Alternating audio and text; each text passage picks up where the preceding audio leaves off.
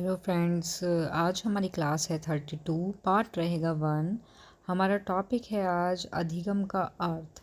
Means हम जो हमारी यूनिट फर्स्ट है रीट एग्ज़ाम का, जो आपका 27 को होने वाला है, उसमें जो हमारी यूनिट सेकंड है, तो यूनिट सेकंड में हमारा अधिगम से रिलेटेड ही टॉपिक है हमारा। तो आज हम अधिगम के बारे में पढ़ेंगे, सीखने के बारे में कि अधिगम का अर्थ, उसकी परिभाषा, उसको प्रभावित करने वाले कारक, विशेषताएं और विधियाँ, इन सभी को हम एक ही क्लास में कंप्लीट कराएंगे, जो आपकी इम्पोर्टेंट है एग्ज़ाम के लिए। और ये जो टॉपिक है ये आपका ऑल शिक्षक भर्ती, सभी टीचिंग की जो एग्ज़ाम होते हैं उन सभी के लिए ये इम्पोर्टेंट है। ये टॉपिक जो है हर टीचिंग शिक्षक भर्ती के लिए ये टॉपिक आता है और इससे रिलेटेड क्वेश्चन भी आपके एग्ज़ाम में देखने को मिलते हैं। ठीक है, ये हमारा पार्ट 1 रहेगा। पार्ट 2, इसमें पार्ट 2 या 3 3 क्लासेस होंगी आपकी, और आपकी यूनिट 2 जो है वो आपकी कंप्लीट हो जाएगी। ओके, तो नाउ स्टार्ट करते हैं हम। उससे पहले जिसको भी वीडियो पसंद आए वो इसको लाइक, शेयर, सब्सक्राइब करना ना भूले। Okay, now start. सबसे पहले हमारा आता है अधिगम। ठीक है, हमारी जो हेडिंग रहेगी वो रहेगी, हमारी हेडिंग सबसे पहले रहेगी अधिगम। ओके, जिसको हम इंग्लिश में क्या बोलते हैं, लर्निंग भी कहते हैं। ओके, तो लर्निंग, सबसे पहले हमें अधिगम का मतलब पता होना चाहिए कि जो अधिगम होता है वो होता क्या है, एक्चुअली में उसका मीनिंग जो है वो होता क्या है। ठीक है, तो यहाँ पे आपका आता है अधिगम का अर्थ। अधिगम का अर्थ है सीखना। क्या है अधिगम का अर्थ? सीखना। तो इसमें हमारा आता है कि अधिगम एक ऐसी प्रक्रिया है जो जन्म से शुरू होकर जीवन पर्यंत तक चलती है। कि जो अधिगम है, जो सीखना है, वो हमारे एक ऐसा प्रोसेस होता है, ऐसी एक प्रक्रिया होती है जो हमारे जन्म से, जैसी बच्चा जन्म लेता है, बच्चा या इंसान, व्यक्ति कोई भी जन्म लेता है, तो सीखना उसके अंदर तभी से शुरू हो जाता है। और ये तुम्हारे जीवन पर्यंत, मतलब लाइफ एंड तक, आपका जब तक आपकी मृत्यु नहीं हो जाती तब तक ये चलता रहता है। हर एक इंसान कुछ ना कुछ सीखता ही है। ठीक है, आगे क्लियर हुआ आपको अधिगम? इसमें आगे आता है, ये एक ऐसी प्रक्रिया है जिसके ज़रिए व्यक्ति अपने ज्ञान कौशल में वृद्धि करता है और नए अनुभव को हासिल करता है। कि एक ऐसी प्रक्रिया है जिसके ज़रिए क्या, सीखने के ज़रिए क्या करता है, जो व्यक्ति है वो अपने ज्ञान उसका और जो कौशल है उसमें क्या करता है, वृद्धि करता है, और नए अनुभव, बहुत सारे नए अनुभव मिलते हैं उनको, हासिल करता है। मीन्स कोई भी छोटा बच्चा है या बड़ा व्यक्ति है, अगर हम बाहर जा रहे हैं, घर के अंदर है, तो हम कुछ ना कुछ सीखते हैं ना, कुछ ना कुछ अनुभव करते हैं, उस अनुभव को हम क्या करते हैं, हासिल करते हैं। तो यही जो है प्रोसेस, ये सारा प्रोसेस आपका कहलाता है अधिगम, मतलब सीखना, लर्निंग। ओके, अब आती है आपकी अधिगम की परिभाषा की। अधिगम की परिभाषा, तो फर्स्ट परिभाषा है आपकी वुडवर्थ की, जो इम्पोर्टेंट है।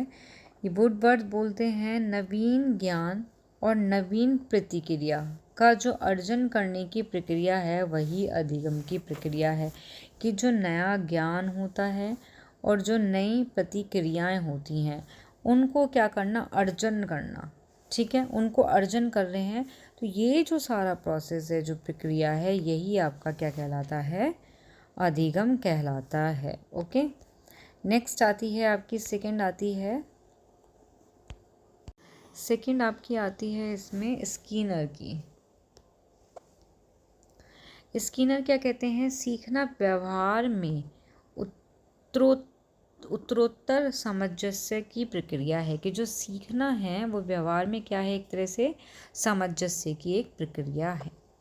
नेक्स्ट आती है आपकी क्रोकरो की। ये बोलते हैं, सीखना आदत, ज्ञान, अभिवृत्ति का अर्जन है। कि जो सीखना है वो क्या है, जो हमारी आदत होती है उनके बारे में हम कुछ सीखते हैं, कुछ ज्ञान, कुछ अभिवृत्तियाँ, इन सब का जो भी हम अर्जन कर रहे हैं वही क्या है, सीखना है। ओके, नेक्स्ट आता है, नेक्स्ट जो मोस्ट इम्पोर्टेंट है, इसके आगे मोस्ट भी लिख लेना। कि व्यवहार के कारण व्यवहार में परिवर्तन ही सीखना है, कि कोई भी हम व्यवहार कर रहे हैं उस व्यवहार के कारण हमारे अंदर जो भी परिवर्तन हो रहा है वही क्या कहलाता है, सीखना कहलाता है। ये किसने बोला है, ये बोला है गिलफोर्ड ने। और ये इम्पोर्टेंट, क्या मोस्ट इम्पोर्टेंट डेफिनेशन है आपकी। ये इस डेफिनेशन को सीधा सीधा लिख देंगे कि व्यवहार के कारण व्यवहार में परिवर्तन ही सीखना है, ये किसने कहा है। 4 ऑप्शन में दे देंगे आपको, 4 के नाम, तो उसमें से एक होगा आपका गिलफोर्ड। तो गिलफोर्ड ने ही ऐसा बोला है। ठीक है, नेक्स्ट आपकी हेडिंग आती है इसमें, तो हमारी हेडिंग आती है अधिगम की विशेषताएं। क्या है हमारी हेडिंग?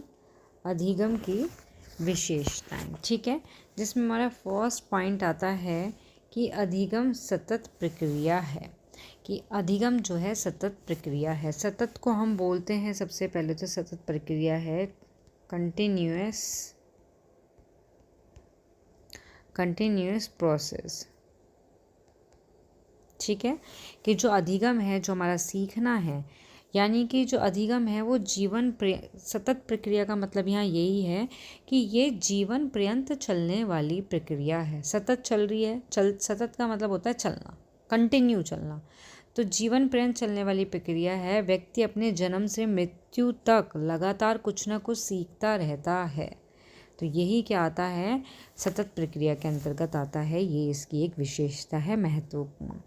सेकंड पॉइंट आता है हमारा, अधिगम व्यवहार में परिवर्तन है। ये मैंने भी बताया था, गिलफोर्ड के अनुसार भी था कि व्यवहार के कारण व्यवहार में ही जो परिवर्तन होता है उसको अधिगम बोलते हैं।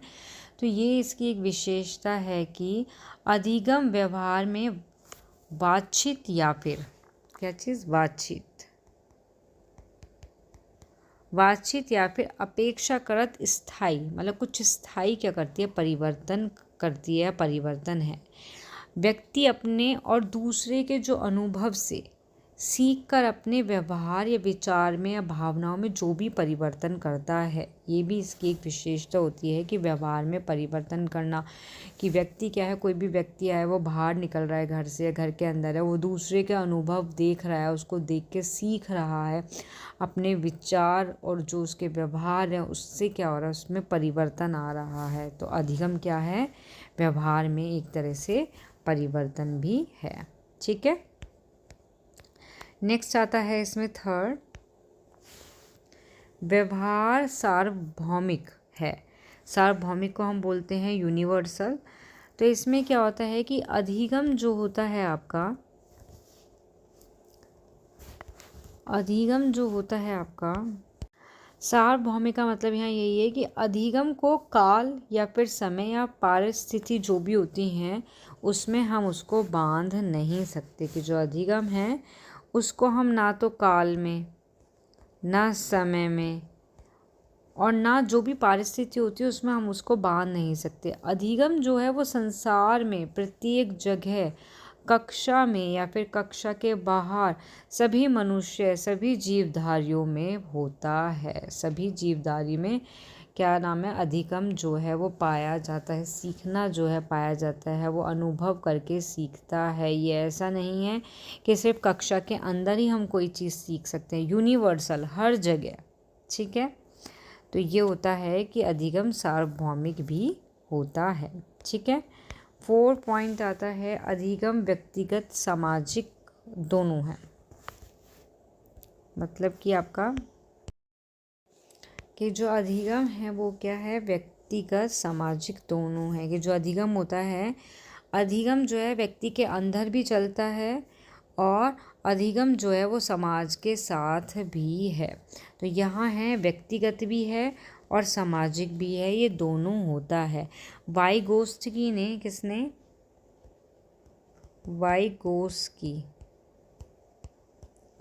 वाइगोत्स्की ने अपना जो उनका अधिगम का सिद्धांत में 2 तरीके का अधिगम बताया उन्होंने, कि अंतः व्यक्तिगत अधिगम जो बालक के अंदर चलता है। कौन से, इन्होंने 2 अधिगम बताए हैं। एक तो इन्होंने बताया है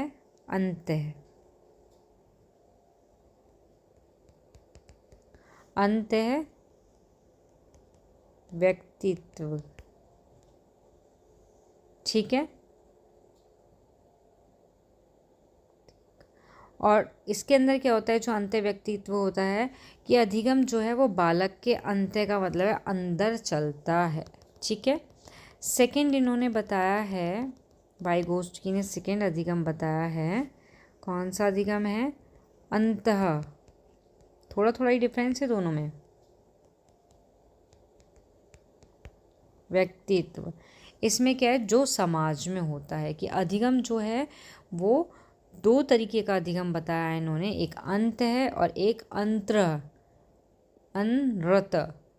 ठीक है, कि अंत्य वाला बालक के अंदर चलता है और जो अंत है व्यक्तित्व वाला, जो ये वाला अधिगम है, ये समाज में होता है। तो इस तरीके से हम कह सकते हैं कि अधिगम व्यक्तिगत और सामाजिक दोनों होता है। ठीक है। नेक्स्ट आता है इसमें सकारात्मक और नकारात्मक, कि जो सीखने की प्रक्रिया है वो व्यक्ति में उचित और अनुचित दोनों तरीके की बातें सीख सकता है। ऐसा ज़रूरी नहीं है कि जो व्यक्ति है वो सिर्फ अच्छी बातों को ही सीखता है, वो नकारात्मक जो होती हैं उनको भी सीखता है।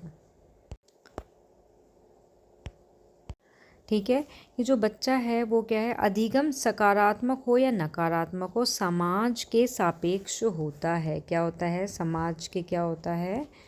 सापेक्ष होता है। अधिगम चाहे नेगेटिव हो या पॉजिटिव हो, यानी कि किसी भी चीज़ को किसी समाज में नकारात्मक माना जाता है और उसी चीज़ को किसी दूसरे समाज में सकारात्मक मनाया जा सकता है।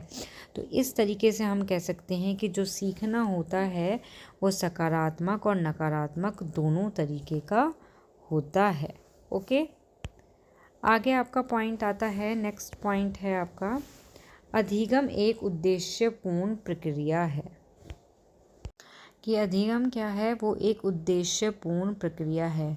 उद्देश्य जितना अधिक प्रबल होगा, ठीक है, कि जो उद्देश्य है जितना क्या होगा, जितना प्रबल होगा, सीखने की क्रिया उतनी ही क्या होगी, तीव्र होगी। ठीक है, उद्देश्य के अभाव में सीखना जो है असफल हो जाता है।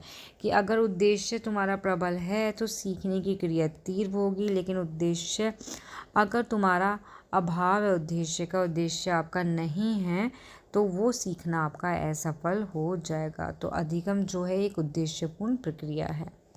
नेक्स्ट आपका आता है इसमें, नेक्स्ट आता है आपका कि अधिगम विवेकपूर्ण प्रक्रिया है।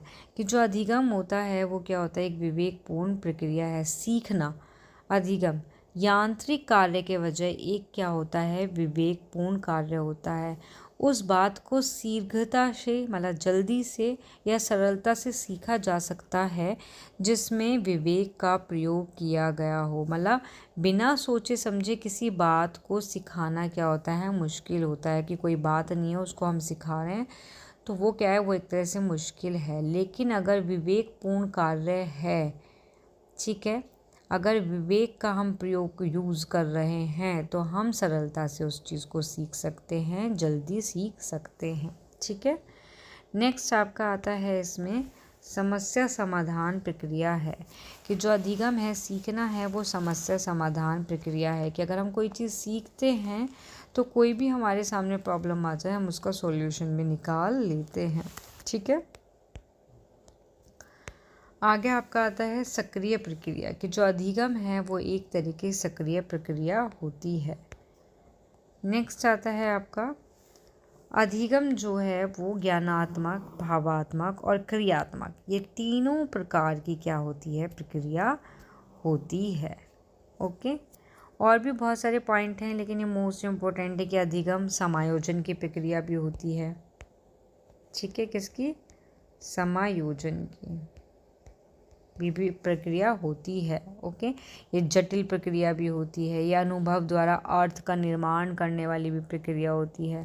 तो इस तरीके से बहुत सारे पॉइंट है, लेकिन जो मेन है वो मैंने आपको करा दिए। नेक्स्ट हेडिंग आती है हमारी अधिगम को प्रभावित करने वाले कारक। तो अधिगम को प्रभावित करने वाले कारक में हमारा, अधिगम को प्रभावित करने वाले कारक में हमारा फर्स्ट पॉइंट आता है, फर्स्ट पॉइंट है हमारी अभिप्रेरणा। ठीक है, तो अभिप्रेरणा का मतलब होता है मोटिवेशन, कि अभिप्रेरणा अधिगम को एक तरह से चालक इंजन होती है। ठीक है, अभिप्रेरणा जो है वो क्या होती है, अधिगम का एक तरह से चालक जो है इंजन होती है।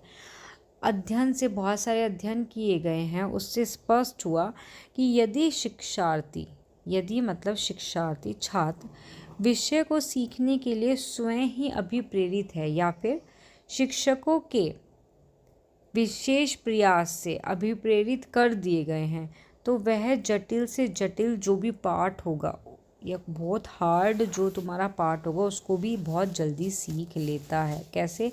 अगर वो खुद से ही अभिप्रेरित है तो। अभिप्रेरणा की कमी से क्या होता है कि जो अधिगम की गति होती है वो बहुत धीमी हो जाती है, और अभिप्रेरणा अधिगम को सर्वाधिक बहुत ज़्यादा प्रभावित करता है। स्कीनर ने अपने अभिप्रेरणा को अधिगम का राजमार्ग कहा है। किसने? आपके जो स्कीनर हैं उन्होंने क्या कहा है? अभिप्रेरणा को अधिगम का राजमार्ग कहा है। ठीक है, ये 1 नंबर में क्वेश्चन आ जाता है आपका। नेक्स्ट आता है हमारा इच्छा। नेक्स्ट क्या है हमारा? सेकंड पॉइंट आता है हमारा इच्छा, कि यदि छात्र में किसी भी बात को सीखने की क्या होती है, इच्छा होती है, तो वो प्रतिकूल परिस्थिति में भी उसे क्या है, सीख लेता है। लेकिन छात्र की इच्छा शक्ति को दृढ़ बनाने के लिए शिक्षक को क्या करना है? शिक्षक को छात्र में लक्ष्य के प्रति रुचि और जिज्ञासा को क्या करना है? जागरूक करना है। तो इच्छा शक्ति यही है कि अगर बच्चे की किसी चीज़ में इच्छा है, रुचि है, इंटरेस्ट है, तो टीचर को उसके लक्ष्य के प्रति उसको क्या करना है? रुचि और जिज्ञासा को क्या करना है? जागरूक करना होता है। ठीक है, थर्ड पॉइंट आता है हमारा शारीरिक मानसिक स्वास्थ्य। इसमें क्या होता है कि जो छात्र शारीरिक फिजिकल मानसिक मीन्स मेंटली रूप से स्वस्थ होते हैं, ठीक है, बिल्कुल ठीक है वो हेल्थ में, तो वो सीखने में क्या करते हैं? रुचि लेते हैं, इंटरेस्ट दिखाते हैं, लेकिन किसी भी चीज़ को सीखता से सीख लेते हैं। ओके, लेकिन इसका अपोजिट है कि अगर छात्र शारीरिक और मानसिक रूप से वो स्वस्थ नहीं है तो वह किसी भी विषय में ना तो इंटरेस्ट लेगा, ना उसका ध्यान केंद्रित होगा, और वो कोई भी चीज़ अगर सीखने का ट्राई करेगा तो उसको थोड़ी देरी से सीखेगा। तो शारीरिक मानसिक स्वास्थ्य भी क्या है? इसका एक प्रभावित करने वाला कारक है। नेक्स्ट पॉइंट आता है इसमें आपका संवेग। 4 पॉइंट क्या आता है इसमें आपका? संवेग। ठीक है, तो इसमें है कि जब बच्चे संवेगिक रूप से क्या होते हैं? स्थिर होते हैं, तो वो बहुत जल्दी सीख जाते हैं। लेकिन अगर तनाव है, चिंतन है की स्थिति में जो बालक है वो शिक्षक या फिर वस्तु पर क्या है? ध्यान केंद्रित नहीं कर पाता। अगर किसी बच्चे को कोई संवेगिक तनाव है, उत्पन्न हो रहा है, तो वो किसी भी चीज़ में क्या करेगा? अपना ध्यान केंद्रित नहीं कर पाएगा, और ना ही वो विषय में इंटरेस्ट ले पाएगा, और तब इंटरेस्ट नहीं लेगा तो वो कोई भी चीज़ होगी उसको इजीली आसानी से नहीं सीख सकता। तो जो संवेग है, संवेग को हम बोलते हैं इमोशंस, तो ये भी एक प्रभावित करने वाला कारक है। 5 पॉइंट पे आता है हमारा 5 पॉइंट पे आता है हमारा थकान। थकान का कैसे आता है आपका? कि जो थकान है वो अधिगम की गति और उसकी गुणवत्ता को कम कर देती है। इसलिए मोस्टली देखा गया है कि छात्रों को क्या करते हैं, कोई भी विषय वस्तु है, ठीक है, उसको छोटे छोटे भागों में बांटकर उसको पढ़ना चाहिए। समय समय पर क्या करना है, उन्हें खेलने या बात करने या फिर गतिविधि के अवसर भी देने चाहिए ताकि उनमें थकान ना हो। थकान हो जाएगी तो बच्चा आसानी से उसको नहीं सीख पाएगा, ना ही उसमें रुचि लेगा, ना इंटरेस्ट लेगा। नेक्स्ट पॉइंट आता है 6 पॉइंट आता है आपका रुचि। रुचि में क्या है? छात्र जिन भी विषय में रुचि लेता है, कोई भी स्टूडेंट, कोई बच्चा है, किसी चीज़ कोई भी सब्जेक्ट आपका उसमें क्या कर रहा है? रुचि ले रहा है, इंटरेस्ट ले रहा है, तो उन्हें वो आसानी से सीख लेगा। लेकिन जिन विषय में वो रुचि नहीं लेते उनको वो सीखने में क्या करते हैं, बहुत ज़्यादा समय लगा देते हैं। इसलिए शिक्षक को चाहिए होता है कि पढ़ने से पहले, कोई भी विषय वस्तु को पढ़ने से पहले कुछ ऐसी रोचक गतिविधियाँ कराए जिससे छात्र में क्या है, उसके प्रति रुचि उत्पन्न हो। मीन्स टीचर को क्या करना चाहिए क्लास में जाके कि वो क्लास में पढ़ाने से पहले लेकिन उस टॉपिक से रिलेटेड कुछ पहले ही ऐसी गतिविधियाँ करें जिससे बच्चे क्या है, जब पाठ पढ़ाया जाए तो उसमें इंटरेस्ट दिखाएं। ठीक है। नेक्स्ट पॉइंट आता है हमारा 7, अवधान। अवधान में क्या होता है कि छात्र जिस भी वस्तु पर जितना अधिक ध्यान केंद्रित करेगा उतना ही वो तीव्रता से या गहराई से उसको समझ लेगा। अवधान और रुचि एक ही सिक्के के क्या हैं, एक तरह से दो पहलू होते हैं। ठीक है। किसी भी वस्तु के प्रति अगर छात्र के अवधान को बढ़ाने के लिए छात्रों में या स्टूडेंट में क्या करना है, रुचि जागृत करनी है। ओके। नेक्स्ट पॉइंट आता है आपका आयु। इसको बोलते आयु या फिर परिपक्वता भी बोल सकते हैं। तो इसमें क्या होता है कि जो प्रत्येक प्रक्रिया होती है, प्रोसेस जो होता है, उसमें सीखने के लिए क्या होता है कि जो शिक्षार्थी में क्या है, परिपक्वन एक निश्चित स्तर का होना बहुत ज़रूरी होता है। फॉर एग्जांपल के लिए जैसे मैं बताऊं आपको कि आयु में क्या है कि जैसे कोई विद्यार्थी है, बच्चा है, ठीक है, अगर वर्णमाला के अक्षर को लिखना सीख रहा है वो, तो उसके लिए उसको आवश्यक होगा कि उसके हाथ की जो उंगलियां हैं वो इतनी परिपक्व हों कि वो पेंसिल को ठीक से पकड़ सकें। ऐसे ही हम किसी भी विद्यार्थी को किसी भी विषय या फिर अमूर्त अवधारणा के बारे में हम उसको सिखा सकते हैं। अमूर्त का मतलब होता है कि जो हम देख नहीं सकते, उसकी अवधारणा के बारे में भी हम उसको सिखा सकते हैं। ठीक है। तो इसमें यहाँ आयु का मतलब यही है, आयु या परिपक्वता का मतलब कि कोई चीज़ सीख रहे हैं तो हम उस चीज़ के लिए क्या हो, हमारे एक निश्चित स्तर हो, परिपक्वन हम हों उससे रिलेटेड। कि कोई बच्चा अगर वर्णमाला ऐसनार आस्याम ये सब अक्षर लिखने के लिए सीखना है तो उसकी जो हाथ की जो उंगलियां हैं इतनी परिपक्व होनी चाहिए कि वो पेंसिल को ठीक से पकड़ सके। अगर वो पेंसिल ही ठीक से नहीं पकड़ रहा कोई बच्चा क्लास के अंदर, तो वो लिखेगा कैसे, वर्णमाला नहीं लिख पाएगा, ऑब्वियसली सी बात है। तो यही है इसमें। ओके। नेक्स्ट आता है आपका तत्परता। तत्परता में क्या होता है आपका, तत्परता में है कि अधिगम तभी होगा जब व्यक्ति सीखने के लिए एक तरह से तत्पर होगा। फॉर एग्जाम्पल के लिए जैसे मैं बताऊं आपको कि घोड़ा तभी पानी पिएगा जब वह प्यासा होगा या फिर उसको प्यास लगेगी। आप उसे बिल्कुल भी पानी के पास कितना भी ले जाएं, लेकिन अगर उसको प्यास नहीं लग रही तो वो पानी बिल्कुल भी नहीं पिएगा। तो इसी तरीके से अधिगम होता है। अधिगम तब होगा जब जो अधिगम करता है उस विषय वस्तु को सीखने के लिए एक तरह से तैयार होगा। तत्परता का मतलब यहाँ यही है, तैयार होना। ठीक है। क्या है इसका मतलब, तैयार होने से ही है तत्परता का मतलब कि बच्चा सीखने के लिए तत्पर है तो वो सीख लेगा, अदरवाइज़ नहीं। जैसे घोड़े को प्यास लगेगी तो वो पानी पिएगा, लेकिन प्यास नहीं है और उसको पानी के पास ले जाके खड़ा कर दो कि भाई पीना है पीना है पीना है, वो नहीं पी सकता क्योंकि उसको प्यास नहीं है, वो तत्पर नहीं है। ठीक है। नेक्स्ट हेडिंग आती है आपकी वातावरण। तो वातावरण जो है ये भी प्रभावित करने वाला कारक है, महत्वपूर्ण कारक है कि यदि कक्षा का वातावरण अच्छा नहीं होगा, मीन्स स्कूल जो है, स्कूल के अंदर जो हमारी कक्षाएं होती हैं, क्लास होती हैं, अगर उसका हमारा एटमॉस्फेयर जो है अच्छा नहीं होगा तो जो सीखना है उसकी गुणवत्ता में क्या होगी, एक तरह से कमी आ जाएगी। ठीक है। वातावरण जो है बच्चों को ध्यान केंद्रित करने में समस्या उत्पन्न कर सकता है अगर वातावरण अच्छा नहीं है तो। कक्षा का वातावरण हमेशा कैसा होना चाहिए, अच्छा होना चाहिए, स्वच्छ होना चाहिए, आरामदायक होना चाहिए। शिक्षण की जो अधिगम सामग्री से युक्त होना चाहिए कि वहाँ पे शिक्षण की, टीचिंग की सारी सामग्री हों।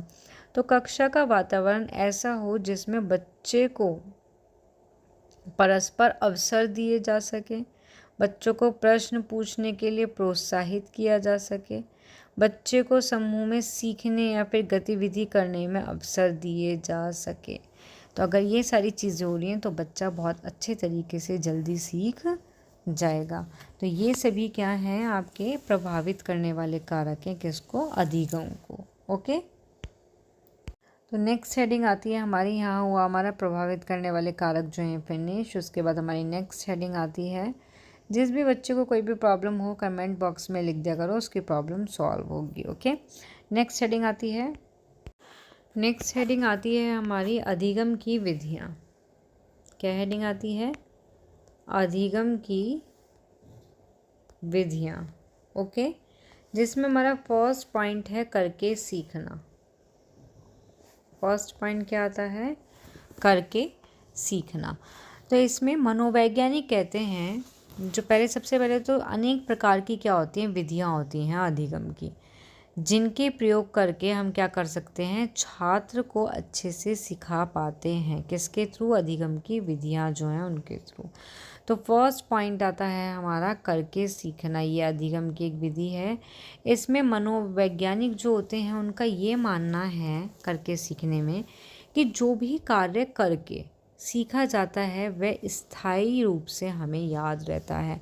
कोई भी बच्चा है, अगर हम उसको कोई काम दे रहे हैं, कोई भी कार्य दे रहे हैं और कार्य करके क्या है उस चीज़ को सीख रहा है, तो वो उसको क्या है, वो अच्छे से उसके दिमाग में बैठ जाएगा, स्थायी रूप से उसको याद रहेगा। इसको हम लर्निंग बाय डूइंग भी बोलते हैं, करके सीखना। ठीक है, सेकंड पॉइंट आता है हमारा परियोजना द्वारा। ठीक है, नेक्स्ट पॉइंट है परियोजना द्वारा। इसको हम बोलते हैं प्रोजेक्ट मेथड। क्या बोलते हैं, प्रोजेक्ट मेथड। ओके, तो इसमें क्या होता है, इसमें दार्शनिक का आधार है क्या है, व्यवहारवाद। मतलब कि छात्र जो भी सीखता है वह सामाजिक जीवन से संबंधित होता है, लेकिन वर्तमान शिक्षा प्रणाली पूर्णतः क्या है, सैद्धांतिक है। ओके, थर्ड पॉइंट आता है हमारा सम्मेलन द्वारा, कि मनोवैज्ञानिक का मानना है कि सम्मेलन, इसको हम बोलते हैं लर्निंग बाय कॉन्फ्रेंस या सेमिनार भी हम बोल सकते हैं। सम्मेलन और विचार गोष्ठी, सम्मेलन और विचार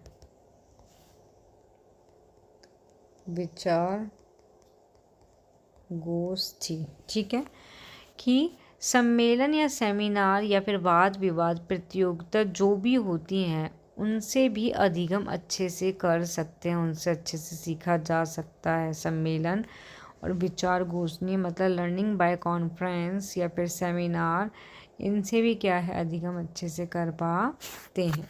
ठीक है, नेक्स्ट पॉइंट आता है हमारा सामूहिक विधि। सामूहिक विधि के द्वारा सीखना। मनोवैज्ञानिक, बहुत सारे मनोवैज्ञानिक मानते हैं कि समूह में रहकर छात्र का अधिगम प्रभावशाली रूप से होता है। कि अगर छात्र ग्रुप में कोई चीज़ सीख रहा है या ग्रुप में कोई चीज़ कर रहा है तो अधिगम प्रभावशाली रूप से हो सकता है। ओके, नेक्स्ट पॉइंट आता है इसमें आपका परीक्षण करके। नेक्स्ट पॉइंट क्या है, परीक्षण करके, कि इसमें विविध प्रयोग या फिर खोज के माध्यम से भी, परीक्षण का मतलब ये है कि खोज के माध्यम से भी किसी नियम के सिद्धांत की सत्यता को मापा जा सकता है परीक्षण में। ठीक है, लर्निंग बाय एक्सपेरिमेंट।